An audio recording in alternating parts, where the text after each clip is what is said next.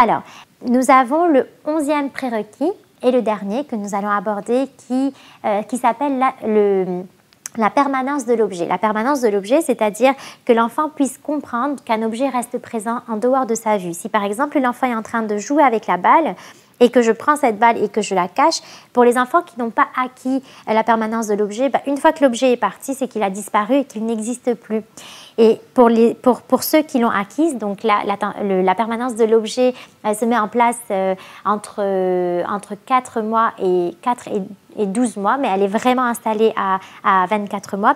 Donc pour l'enfant qui a acquis la permanence de l'objet, si je prends le ballon et que je le cache, il va se mettre à le chercher. Il sait que l'objet existe même s'il n'est pas à sa vue.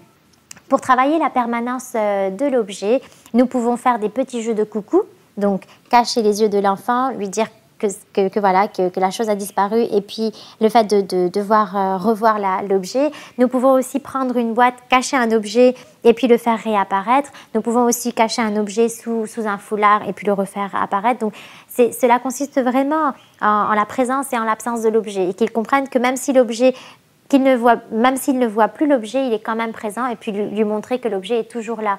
Nous pouvons aussi tout simplement prendre un objet dans la main et puis fermer et puis réouvrir. Donc tous ces petits jeux permettent à l'enfant vraiment d'acquérir au fur et à mesure la permanence de l'objet.